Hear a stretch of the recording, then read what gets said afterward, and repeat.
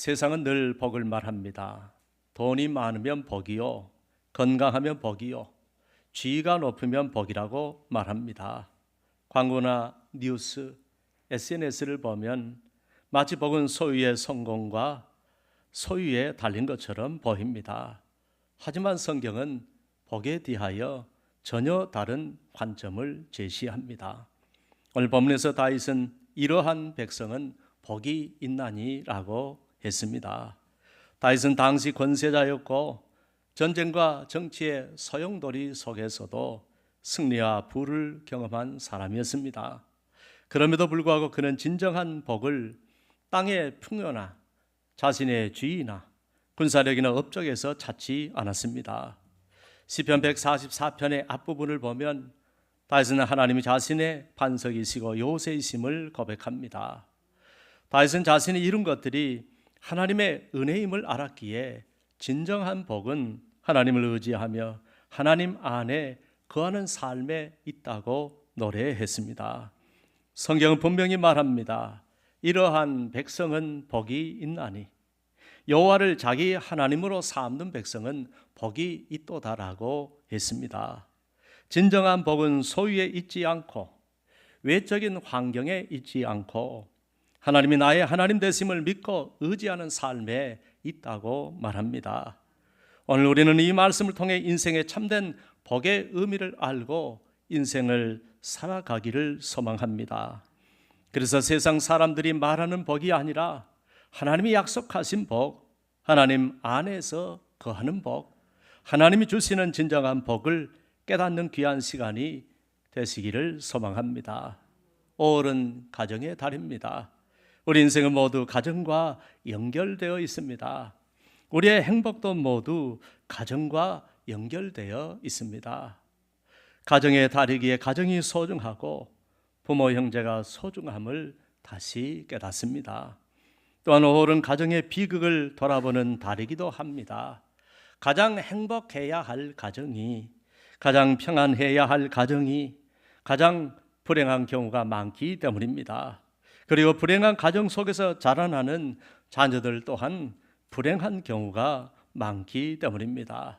가정의 불행과 비극적인 이야기가 많지만 언젠가 울산에서 폭행당해 숨진 8살 초등학생 여자아이가 있었는데 박시성을 가진 40살 계모의 상습적인 학대를 받고 숨진 사건이 있었습니다. 죽던 날 그날도 극심한 폭행으로 갈비뼈가 16개가 부러지는 중상을 입고 그 갈비뼈가 폐를 찔러서 숨을 쉬지 못하고 죽었습니다. 부검 결과 박 씨에 대한 조사를 종합해서 보니까 박 씨는 이 양의 머리와 옆구리 등을 한동안 폭행한 뒤 이 양에게 따뜻한 물을 가득 채운 욕조에 들어가도록 했습니다.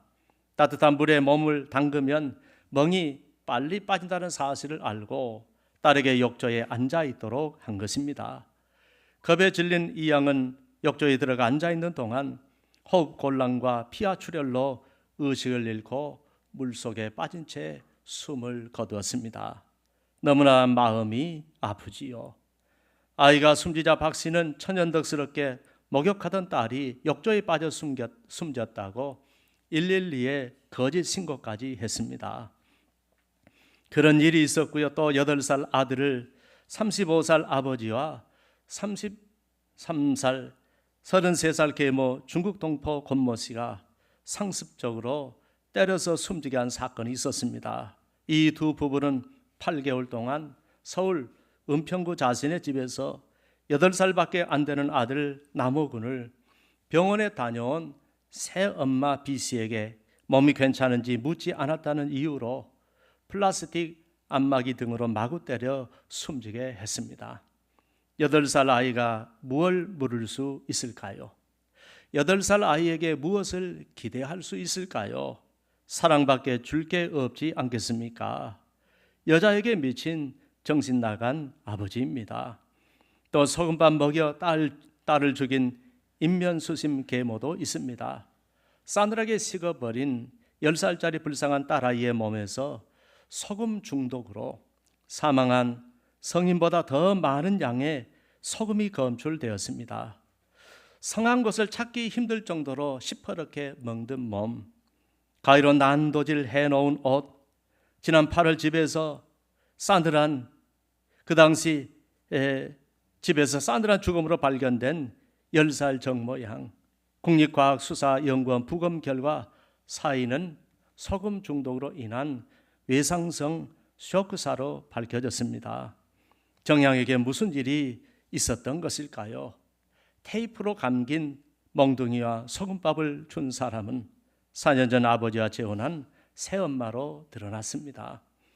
정양의 눈유리 체액에서 검출된 나트륨 수치는 소금 중독으로 이미 사망한 성인보다 높았습니다.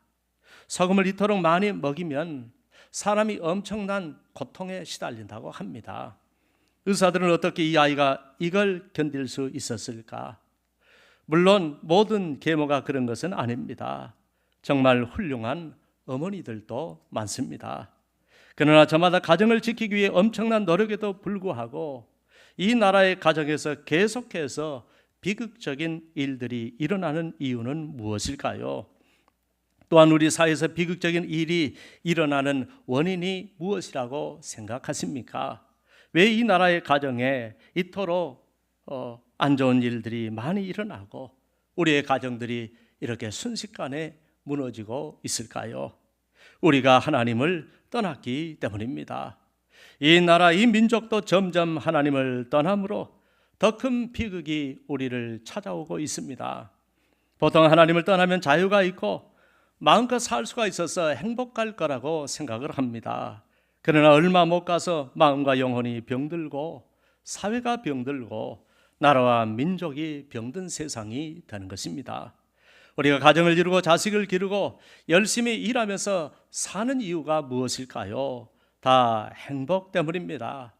그러나 행복은 복 있는 사람만이 누릴 수 있는 것입니다. 그래서 행복입니다.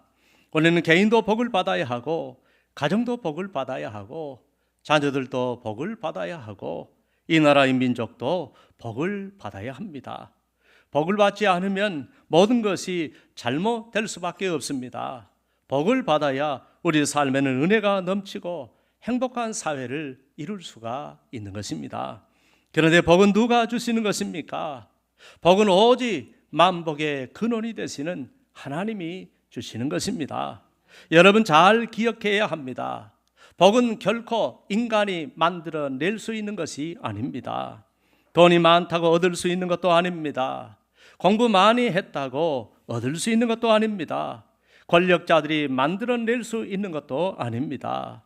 그렇다고 사랑하는 부모가 만들어서 줄 수 있는 것도 아닙니다. 만일 그럴 수 있다면 모든 자녀들이, 이 세상 모든 자녀들이 다 행복해야 되겠지요. 복은 오직 하나님께서 위로부터 부어주셔야 하는 것입니다. 그러므로 성경은 하나님을 가리켜 복의 근원이시다, 복의 뿌리이시다, 복의 원천이시다라고 말합니다.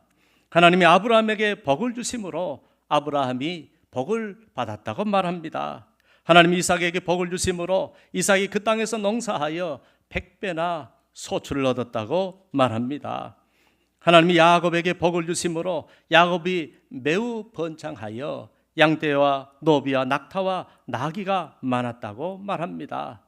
하나님이 요셉에게 복을 주심으로 그가 형통한 자가 되었다고 말합니다.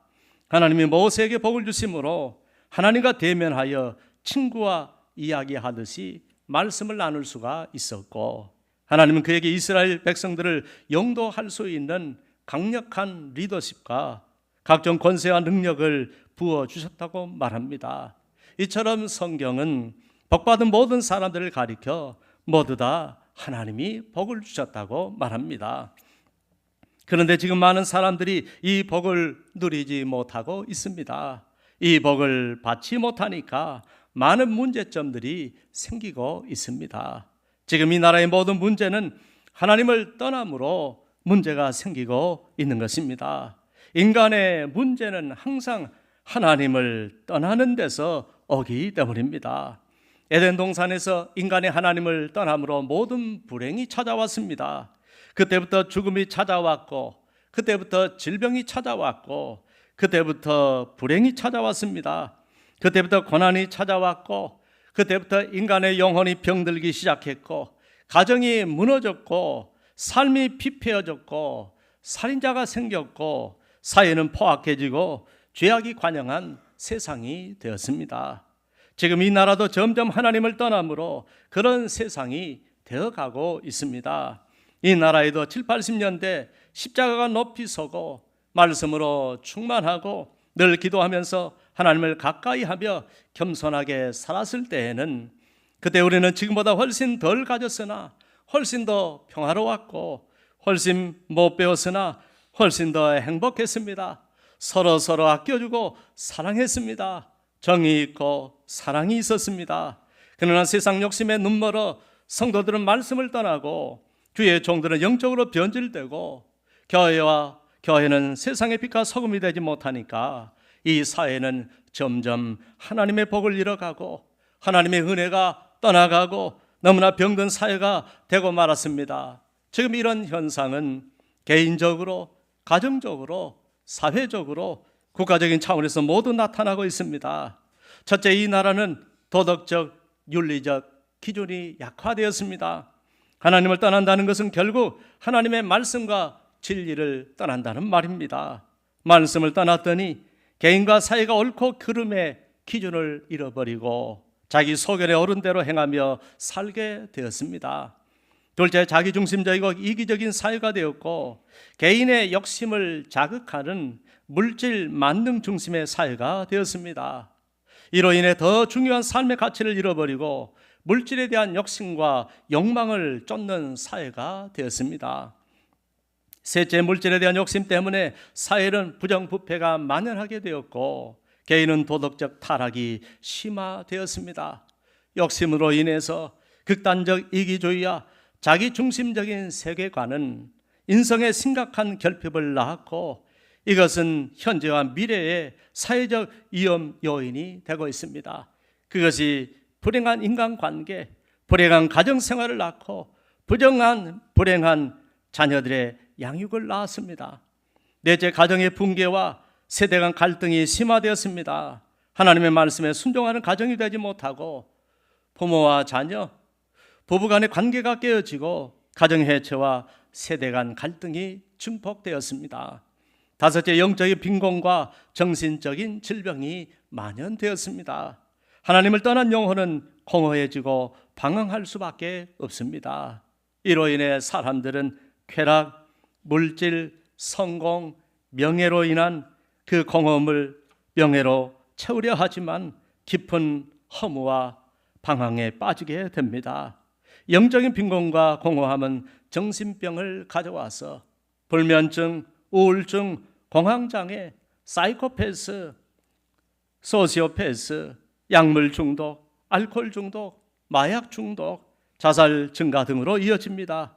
심각한 정신적 병리 현상은 청소년과 젊은 세대까지 나타나고 있습니다.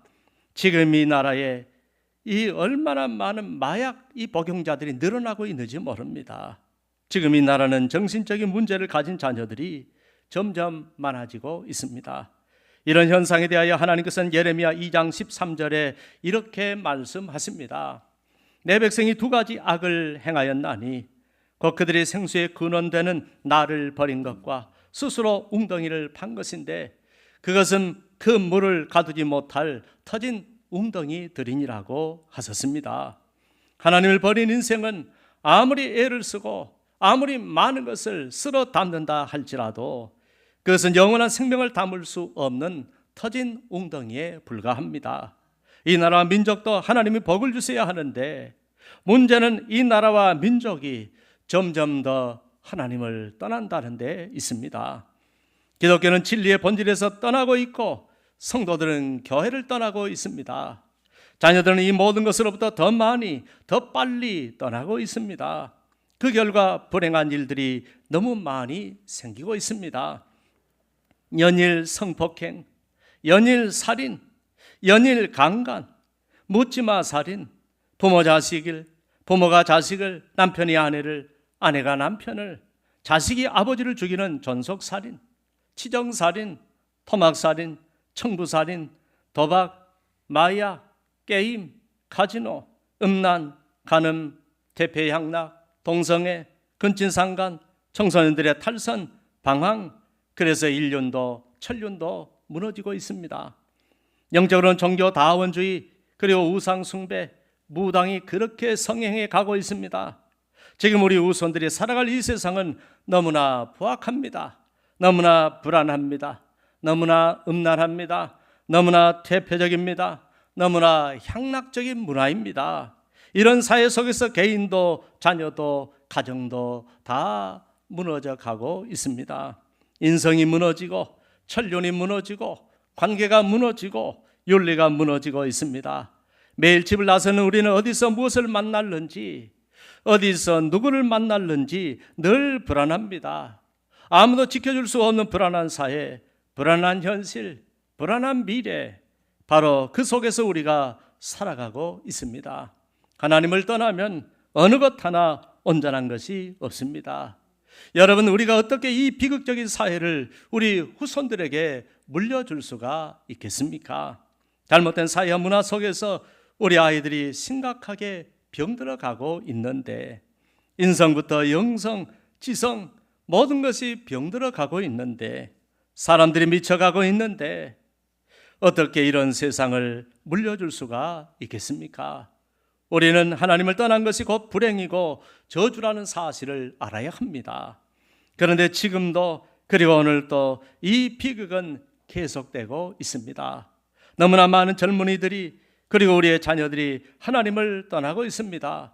지금 교회마다 교회 학교가 없는 교회가 얼마나 많은 줄 아십니까? 이 강남에는 60%가 교회 학교 자체가 없습니다. 우리도 그렇지 않습니까? 대학에 예수 믿는 대학생들이 불과 5% 정도밖에 안 된다고 말합니다. 그러니 이 나라에 어떻게 미래가 있고 이들이 어떻게 하나님의 복을 받으며 살 수 있겠습니까? 여러분, 복은 위로부터 오는 것입니다. 위에서 주는 것입니다. 하나님이 주시는 것입니다. 그러므로 옛날 우리 조상들은 하늘이 복을 준다고 했습니다. 이것은 복은 사람의 힘으로 얻을 수 없다는 말입니다. 그렇습니다. 복은 하나님이 주시는 것입니다. 개인도 가정도 민족도 하나님이 복을 주시는데 그 복이 진짜 복이 되는 것입니다. 경제적인 풍요 때문에 있는 것이 아닙니다. 지금 우리는 돈이 얼마나 많습니까? 지금 우리는 많이 가졌습니다. 우리는 많이 높아졌습니다. 대한민국의 위상, 대한민국의 국민들의 위상 많이 높아졌습니다. 대한민국 여권으로 여행을 못하는 국가가 거의 없을 정도입니다. 지금 한류 열풍이 선진국, 후진국 할 것 없이 전 세계를 강타하고 있습니다.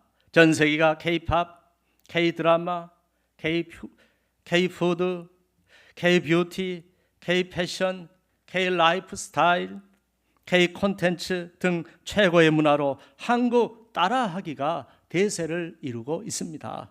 그래서 여러분은 더 행복하십니까? 우리나라가 살만 나는 더 좋은 사회가 되었습니까? 그러나 겉모습과는 다르게 우리는 안 좋은 쪽으로도 세계적으로 1등하는 것이 너무나 많습니다.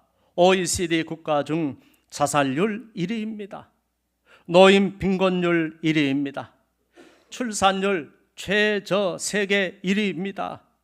청소년 우울증 및 자살 시도율 상위권이고 사회적 유대감이 최하위입니다. 그리고 정작 이런 문화에 살고 있는 우리 청년들의 미래는 너무나 암담하고 미래가 없다고 말합니다.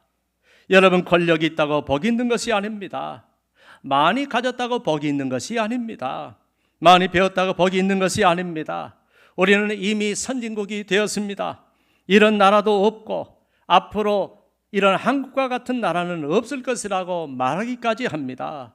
전 세계가 우리나라를 배우려 하고 따라하려고 하고 있지만 지금 우리는 행복하다고 말할 수 없습니다. 아니, 많은 사람들이 행복하다고 말하지 않습니다. 실제로 우리는 행복하지 않다고 느끼고 있을 때가 너무나 많기 때문입니다. 그러면 지금 우리의 비극은 어디서 온 것입니까? 우리의 불행은 어디에서부터 시작된 것입니까? 우리가 하나님을 떠나고 그분의 말씀을 떠나고 그분께 대한 믿음을 떠났기 때문입니다. 여러분, 우리가 하나님을 떠나면 우리는 가장 먼저 영혼부터 망하는 것입니다. 지금 우리는 하나님 없는 비극을 모두가 경험하고 있습니다. 가졌으나 불행한 것, 더 많이 가졌으나 행복하지 않은 것, 이전보다 더 많이 가졌으나 우리는 여전히 불행하고 피폐하고 메마르고, 우리가 사는 이 사회는 죄악으로 가득 차고 포악하고 완악하고 비극적인 사회로 치닫고 있는 것, 하나님을 떠나면 개인도 가정도 국가도 불행할 수밖에 없는 것입니다. 사랑하는 여러분, 우리는 하나님을 떠나면 안 됩니다.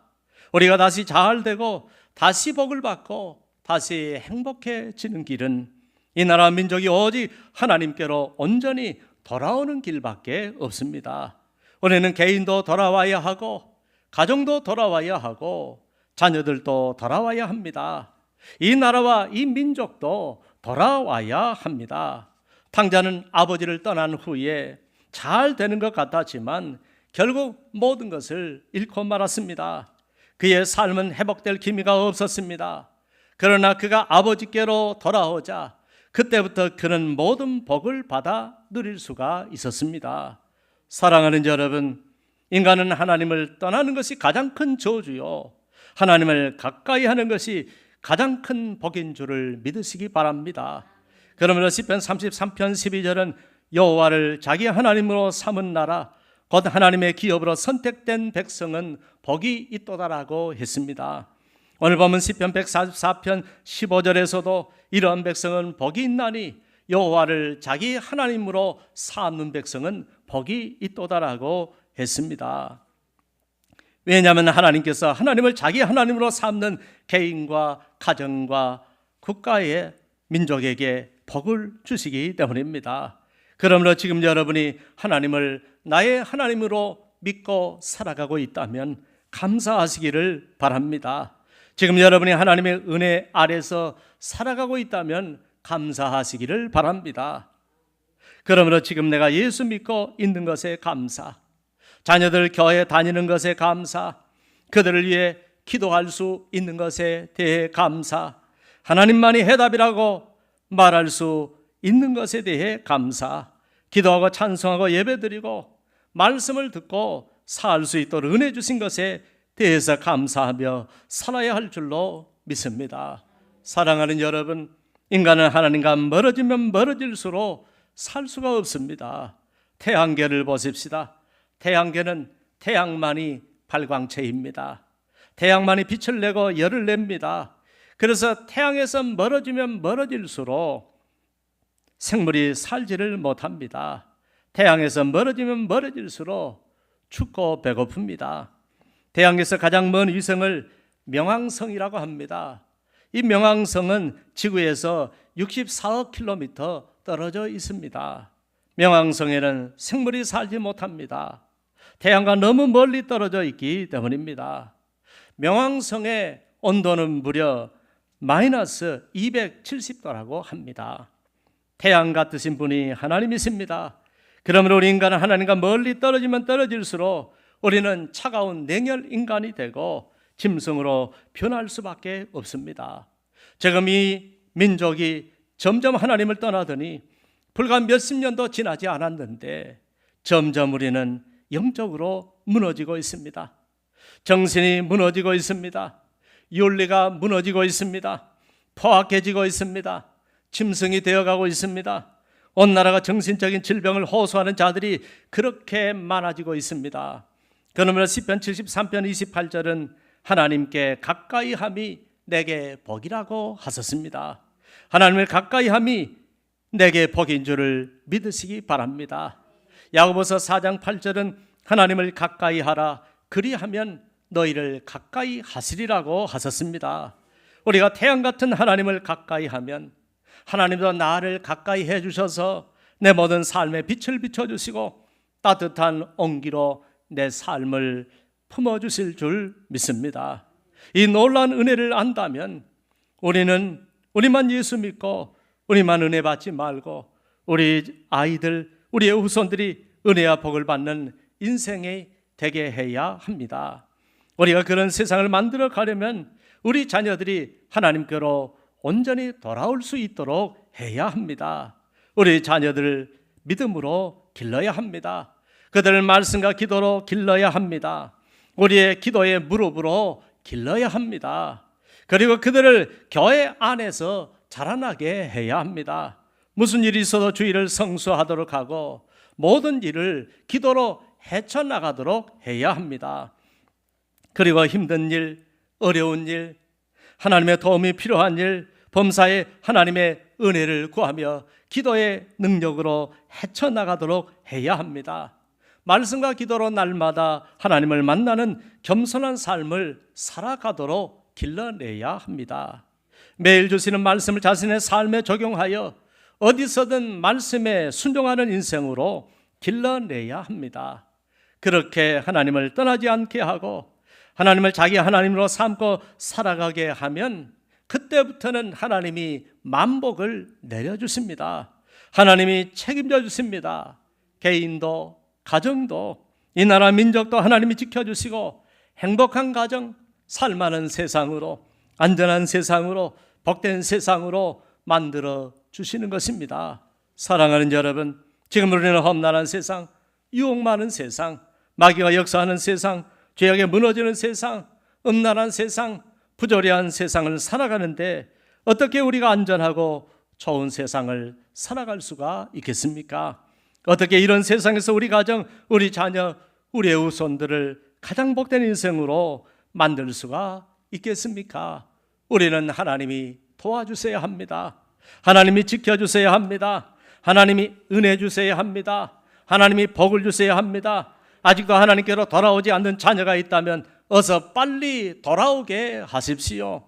만일 정말로 여러분의 자녀들이 걱정이 되고 자녀들 세대가 걱정이 된다면 지금 그들에게 복음을 전해주시기를 바랍니다.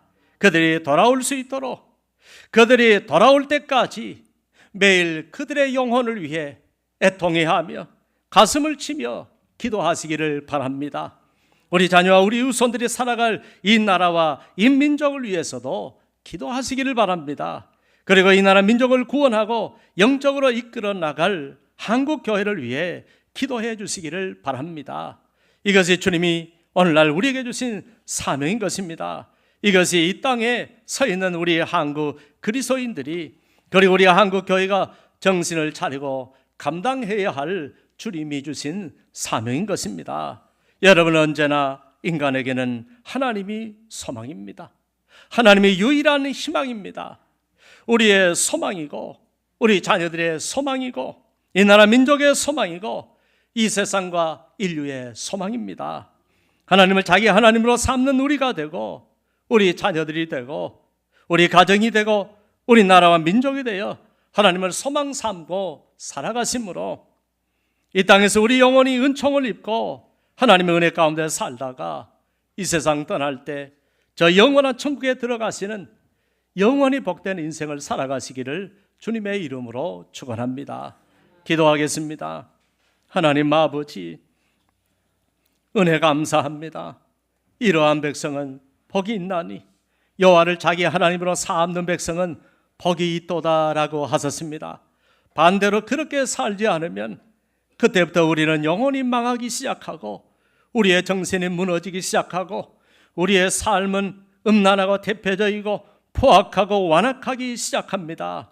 하나님 아버지, 우리가 하나님을 섬기고 하나님을 믿고 사는 것은 반드시 해야만 하는 우리 인생의 숙제입니다. 하나님 아버지, 우리가 하나님을 자기 하나님으로 삼고 우리 가정과 자녀와 우리나라 민족이 진정으로 하나님을 자기 하나님으로 삼고 살아가는 그런 우리들이 되게 하여 주옵소서. 예수님의 이름으로 기도합니다. 아멘.